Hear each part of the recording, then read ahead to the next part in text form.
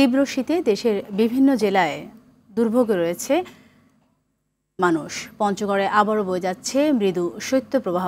উত্তরে হিমেল বাতাস শীতের তীব্রতা বাড়িয়ে দিয়েছে।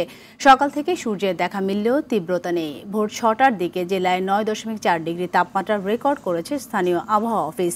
দিনাজপুরে হিলিতে কমেছে তাপমাত্রা, বেড়েছে শীতের প্রকোপ।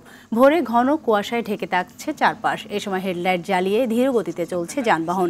শীতে ঠিক সময় কাজে যেতে পারছেন না নিম্ন আয়ের মানুষ। চুয়াডাঙ্গায় ঠান্ডা বাতাসে কষ্ট বেড়েছে সাধারণ মানুষের। ব্যাহত হচ্ছে স্বাভাবিক কাজকর্ম। হাসপাতালে বাড়ছে শীতজনিত রোগীর সংখ্যা।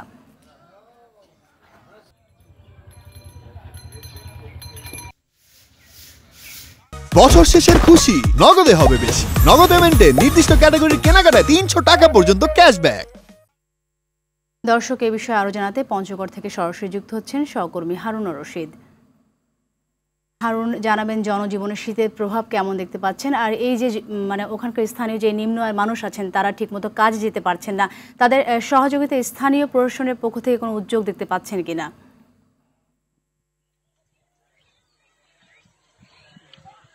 সাথী, প্রথমেই আপনাকে জানিয়ে রাখি যে আজকে সকাল ৬টায় এবং সকাল ৯টায় কিন্তু একই তাপমাত্রা বিরাজ করছিল। তো পুরোপুরি শীতকালের একটা আমেজ এখানে রয়েছে, কারণ বর্তমানে পৌষ মাস চলতেছে। পৌষ ও মাঘ এই ২ মাস আসলে ষড়ঋতুর পরিক্রমায় শীতকাল।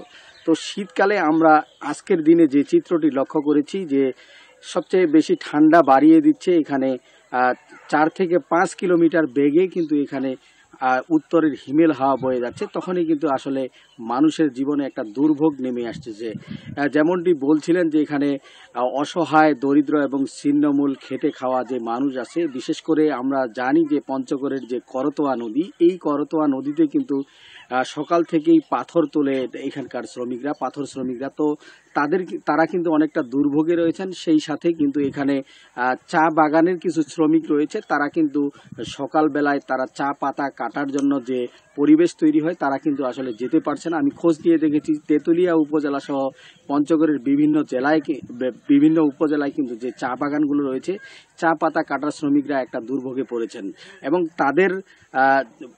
তাদেরকে সহায়তা করার জন্য আমরা প্রশাসনের পক্ষ থেকে দেখেছি যে এ পর্যন্ত ৩৩ লক্ষ টাকার শীতবস্ত্র কেনার একটা প্রস্তুতি চলছে তাদেরকে সহায়তা করার জন্য। জেলা প্রশাসক সাবেত আলী আমাকে জানিয়েছেন যে শীত মোকাবেলায় আসলে পঞ্চগড় জেলা প্রশাসনের পক্ষ থেকে সব রকম প্রস্তুতি নেওয়া হয়েছে। তো সব মিলিয়ে যদি বলা যায় যে পঞ্চগড়ে আজকে সকাল 7:30টার দিকে সোনালি রোদ উঠেছে, রোদের তীব্রতা নেই, কিন্তু মানুষ কিন্তু আসলে শীতের পোশাক ছাড়া বের হতে পারছে না।